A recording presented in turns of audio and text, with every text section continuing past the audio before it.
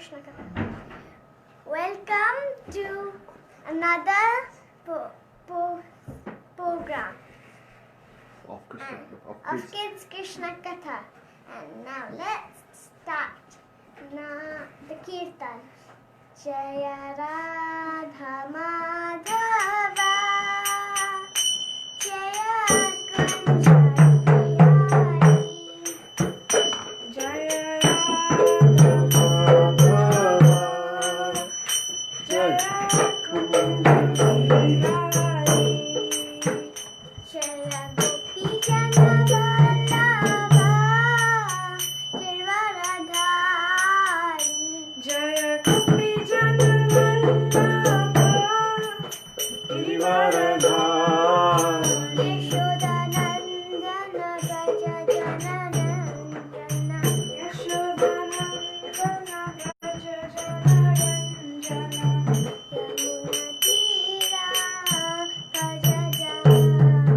Yamuna Tira Vanachari Jaya Radha Madhava Jaya Kunjari Jaya Radha Madhava Jaya Kunjari Jaya Gopi Jana Vallabha Girvaradhari Jaya Gopi Jana Vallabha Girvaradhari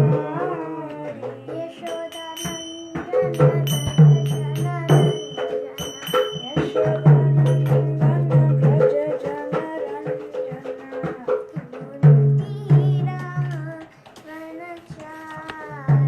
Yamuna Tira Vanachari Jaya Radha Madhava Jaya Kunjari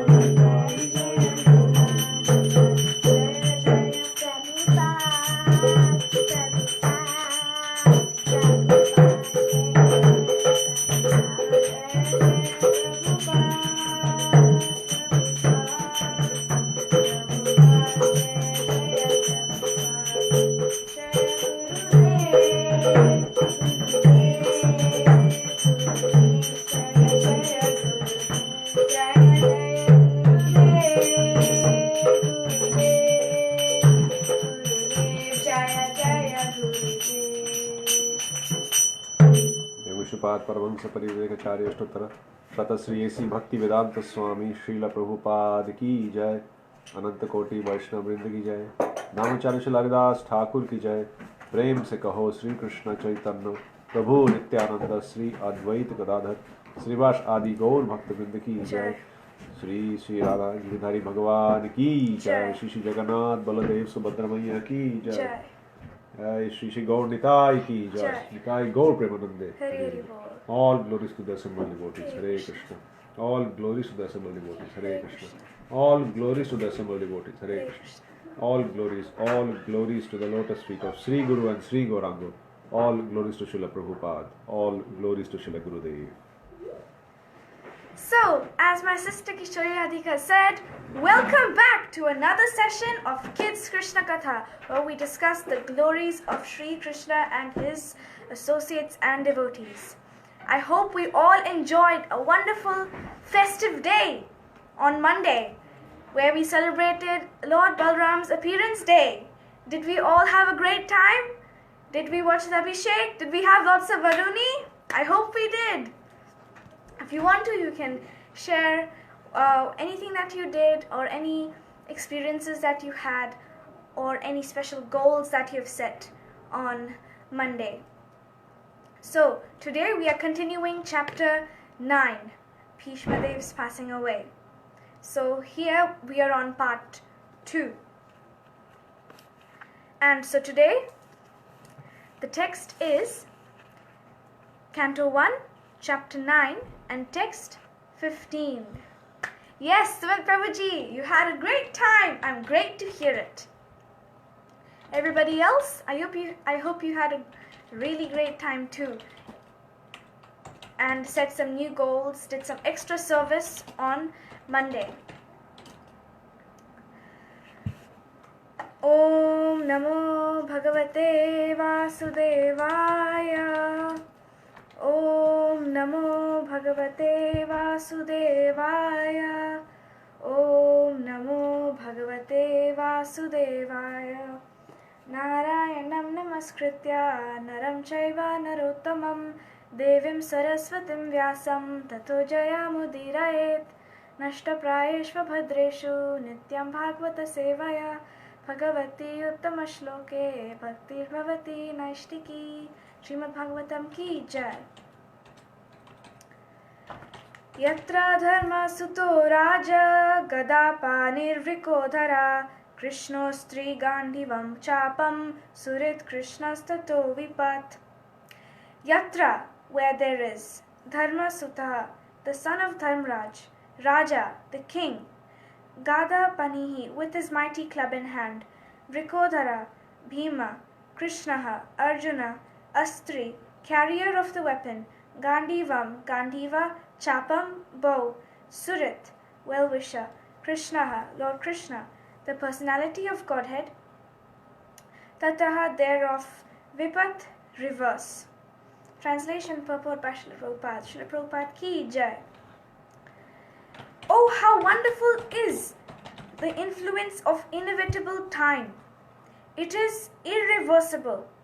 Otherwise, how can there be reverses in the presence of King Yudhishthir, the son of the demigod controlling religion, Bhima, the great fighter with the club, the great bowman Arjun with his mighty weapon Gandiva, and above all the Lord, the direct well-wisher of the Pandavas? Purport. As far as the material or spiritual resources were required, there was no scarcity in the case of the Pandavas. Materially, they were well equipped because two great warriors, namely Bhima and Arjuna, were there. Spiritually, the king himself was the symbol of religion, and above all of them, the personality of Godhead, Lord Sri Krishna, was personally concerned with their affairs as the well-wisher. And yet there were so many reverses on the side of the Pandavas. Despite the power of pious acts, the power of personalities, the power of expert management, and the power of weapons under the direct supervision of Lord Krishna, the Pandavas suffered so many practical reverses, which can only be explained as due to the influence of Kal, inevitable time. Kala is identical with the Lord himself, and therefore the influence of Kala indicates the inexplicable wish of the Lord himself. There is nothing to be lamented when a matter is beyond the control of any human being. So time is inevitable and irresistible. It was so powerful that it captured even the Pandavas and Krishna in its depths. Of course, it was all part of Krishna's plan, but even in his pastimes here, it shows how powerful time is. So, can we ever imagine a world where there is no time? There's no time at all. No clocks, no watches. There's just no time. It's unlimited. It's hard. It's actually impossible to imagine, right? Where there's a world in which there is no time exists. But there is actually a world, and that is the spiritual world. In the spiritual world, there is no such thing as time. It's very hard for us to imagine. But yes, in the spiritual world, there is no time. Now, the Pandavas were very, very powerful, heroic brothers who were born from 5 great personalities. So, Yudhishthir came from Yamaraj, the lord of the lower planets, and the king of religion. Bhima was the son of Vayu, the brother of Hanuman, and he was an expert club fighter. Arjun came from Indra, who is the lord of the demigods. And Nakula and Sahadev were from the Ashwini twins. And so each of these 5 personalities were very gifted and talented, both materially and spiritually. So, but even they could not resist the depth of time. And Bhishma here says that time is inevitable, so it comes to everybody. So every single day we are coming closer to our deaths. So yes, time is irresistible and inevitable, and Krishna has made it this way for all of us, right? Every day we have a schedule, we have something to do, something to get finished, sometimes some spare time, but time is always ticking. It has become a part of our lives that we don't really think about it this way, that what would be a world without time? It's just so out of this world, right? A world without time.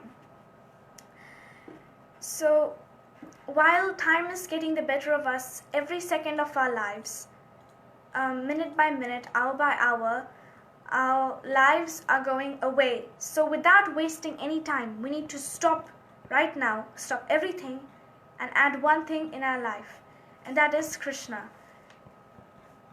And so we need to engage in this loving devotional service by following the process which Srila Prabhupada has given us, which all the devotees have pointed out again and again and elaborated again and again, because it is the only thing that can save us, that can take us out of this cycle of birth and death. So let us see now what happens in the part 2 of chapter 9. Oh, Sudharma Mataji, it's so great to see that you had a very lovely time on Monday. Yes, it was a good day. A little bit of service bestowed, made Tulsi garlands for our Lordships. Jai. Thank you so much, Mataji, for sharing that. That was wonderful. You got some you had the opportunity to do some service. Thank you so much for sharing that with us. Right. So, we stopped off where Bhishma is saying, Dear Yudhishthir, you are now the appointed king and must take care of all your subjects. Everything is Krishna's plan, so don't worry. Accept the plan of the Lord and follow it. Now he continues, Look at Sri Krishna standing next to you. You think he is just your cousin and your friend, but actually he is none other than the Supreme Personality of Godhead.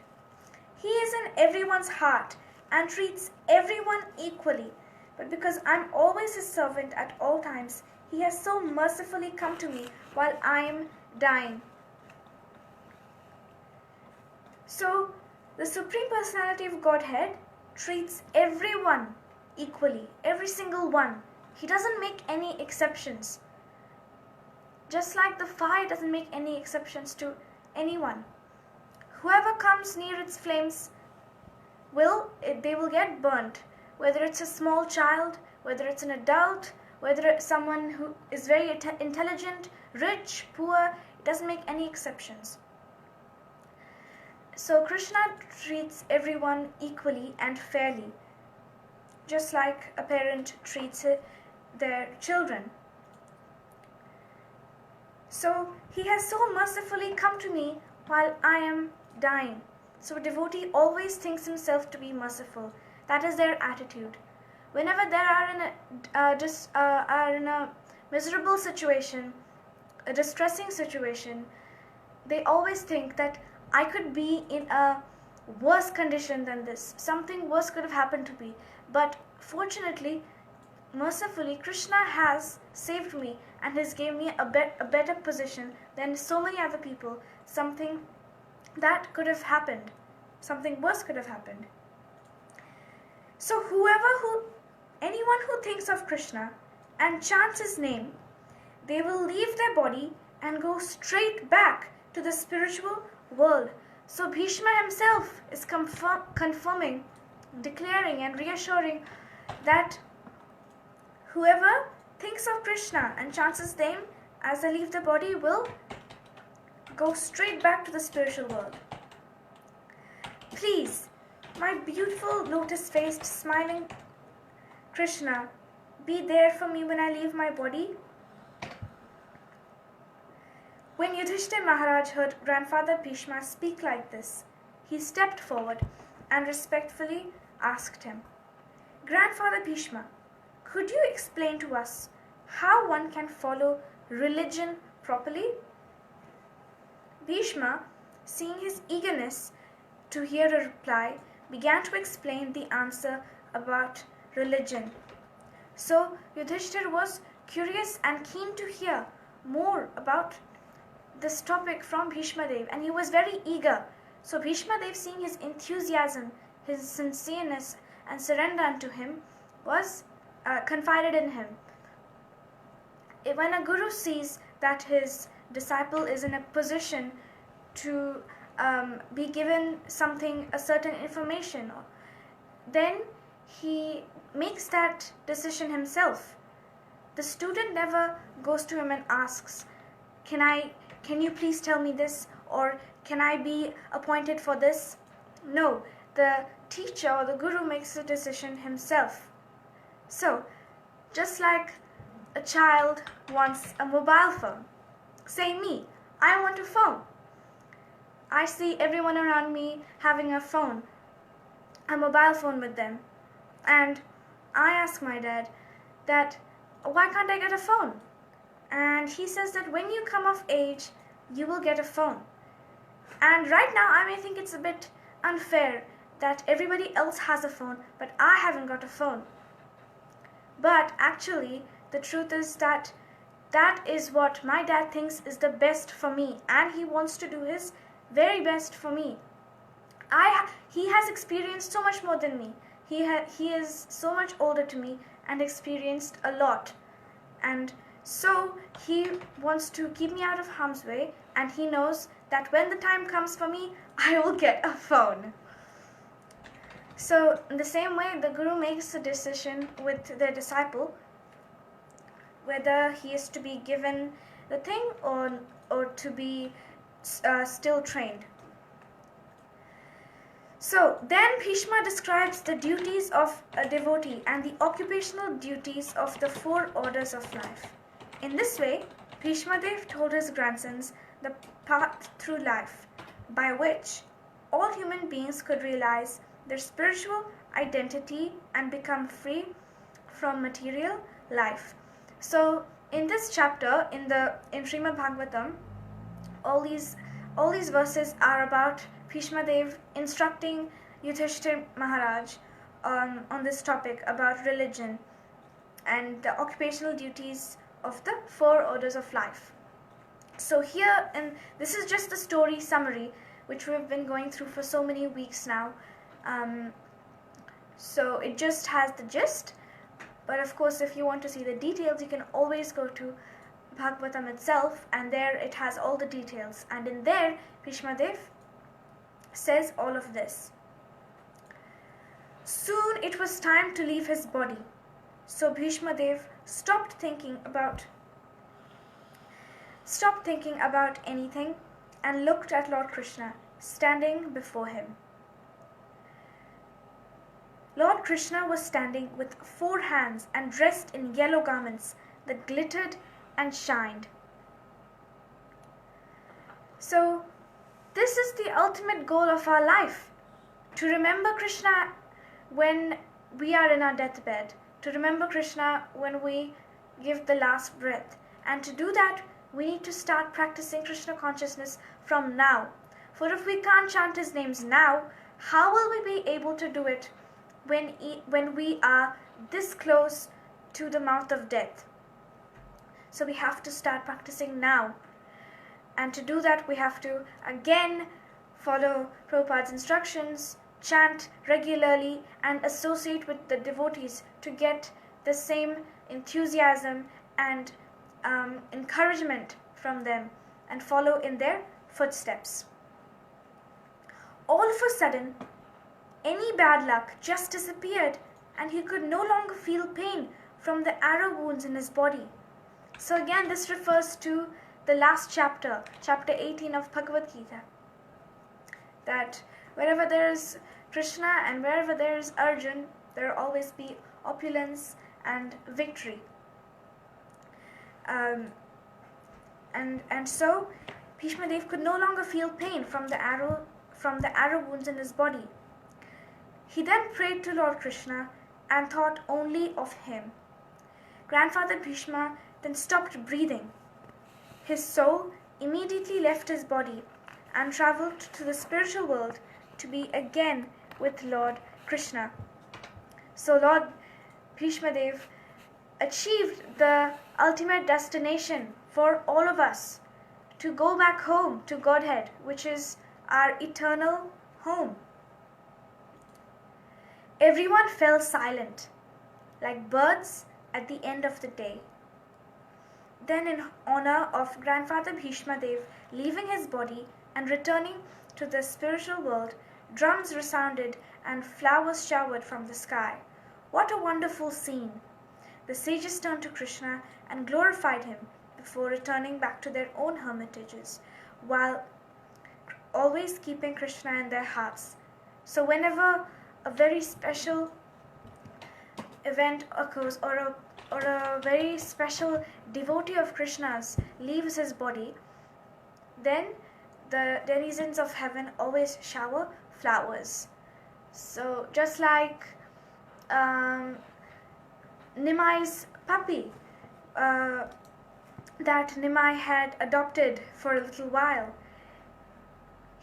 as soon as he left his body, the demigods all started showering flowers upon him, because he had left to never return again. He had gone back to Godhead because he had had the good fortune to the best fortune to see Nimai and gain his favor, and so he was chanting the names with relish, and as he left his material body and was carried to the spiritual world in transcendental swan airplanes, the Gandharvas all showered flowers upon them.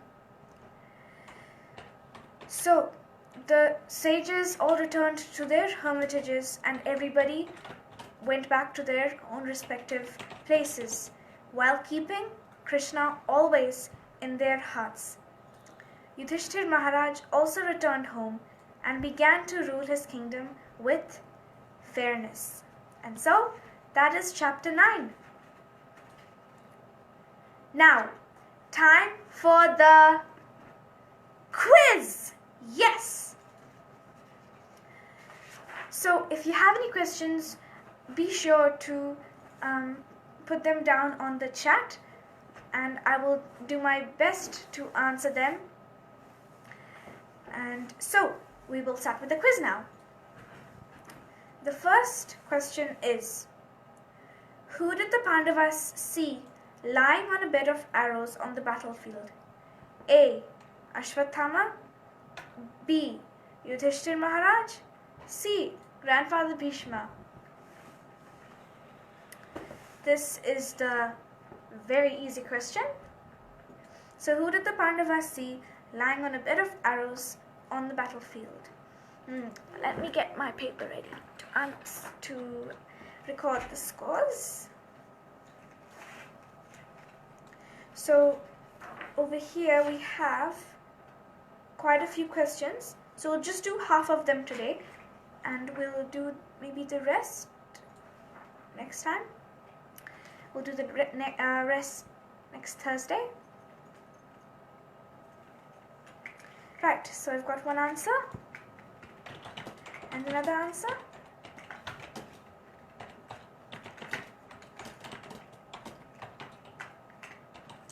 Anybody else? Right, the second question is, how did the Pandavas feel when they saw Grandfather Bhishma? A. Happy, B. Distressed, C. Scared.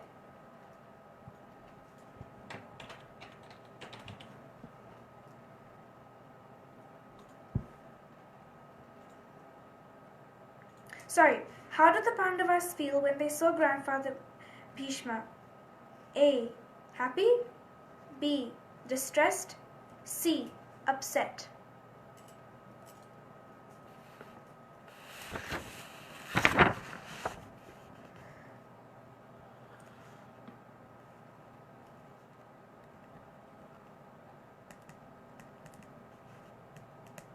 Right, I'm just recording down the answers.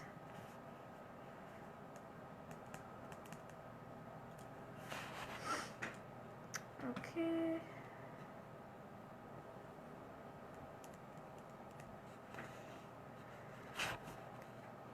All right. Okay.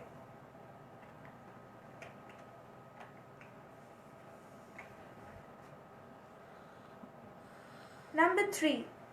The Kauravas tried to kill the Pandavas many times. The Pandavas were always good. So who protected them? A. Destiny, B. Krishna and the devotees, C. The demigods.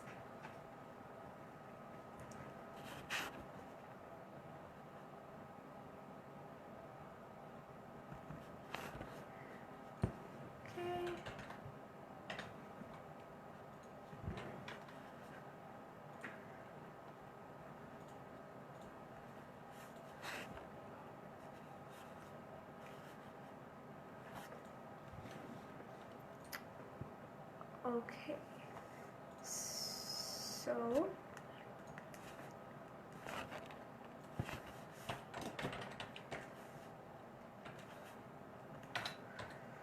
all right. The next one is, the Pandavas proceeded to see Bhishma Dev on the battlefield of A. Kurukshetra, C. B. Hastinapur. C. Dwarka. This is also a pretty easy one. So where did the great battle occur? Alright. Yes.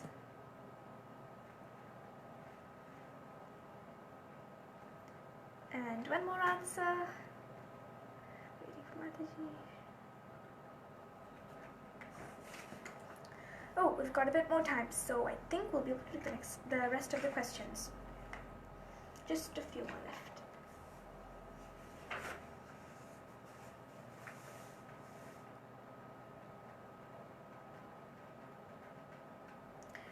Okay, question number...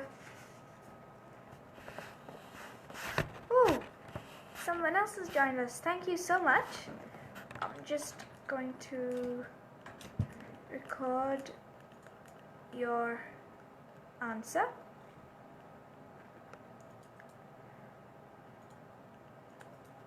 Okay. Number 5 is, who really is Krishna? A. A demon. B. A demigod. C. The Supreme Personality of Godhead.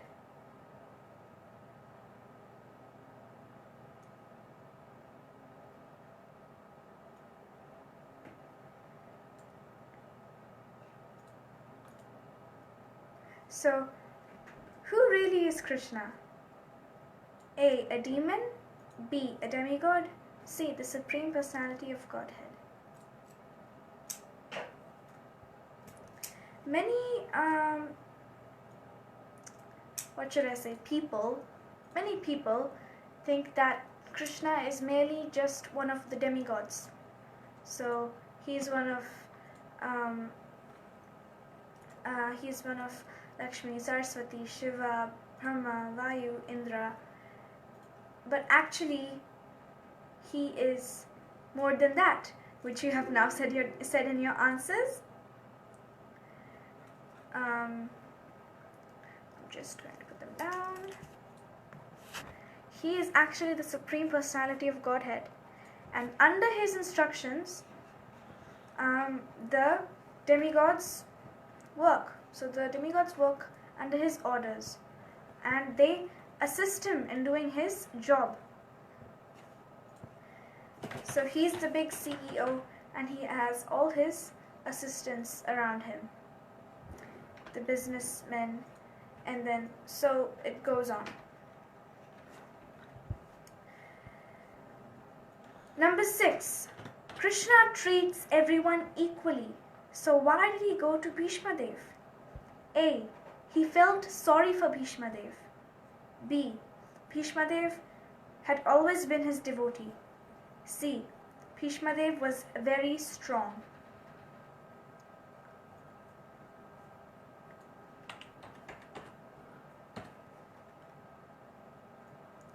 So, Krishna treats everyone equally.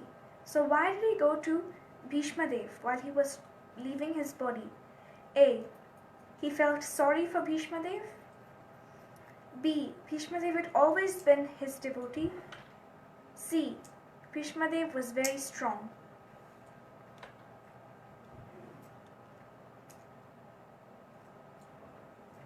Okay. And more. Okay. Number 7. What will happen to someone who thinks of Krishna and chants his name as he or she leaves his or her body? A. Go straight back to the spiritual world. B. Be born again as Krishna.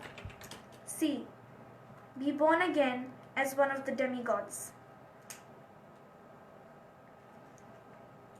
So what will happen to someone who thinks of Krishna and chants his name as he or she leaves his or her body? A. Go straight back to Godhead. B. Be born again as Krishna. C. Be born again as an ant.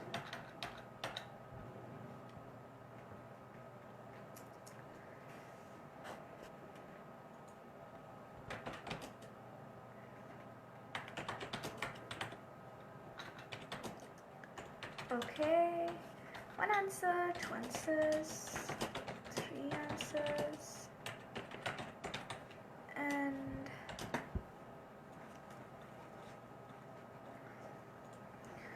one second. Yeah. Alright. Now, for the last question. As Bhishma Dev was leaving his body, he looked at Krishna. How many arms did Krishna have? A. 2 arms. B. 6 arms. C. 4 arms. So how many arms did Krishna have in his form when Bhishma Dev was looking at him? So Krishna has many forms, many different forms, and in each of the different forms he has a different number of hands. Sometimes he has 6, sometimes he has 4, sometimes he has 2. So he has different forms. Alright.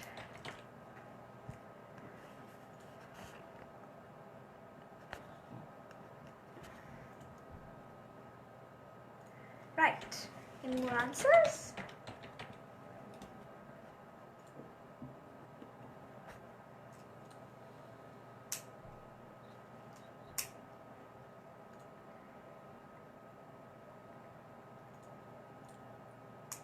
So, anybody else? Or was it already done?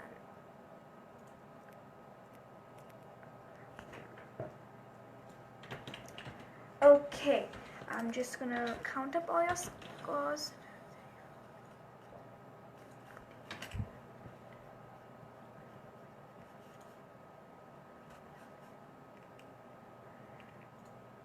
Oh, read the options again. So, as Bhishma Dev was leaving his body, he looked at Krishna. How many arms did Krishna have? A. 2 arms. B. 6 arms. C. 4 arms.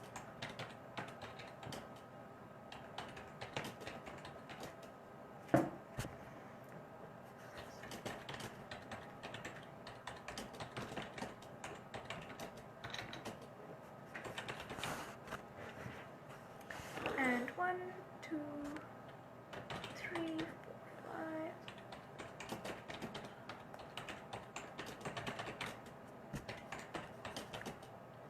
5. All right.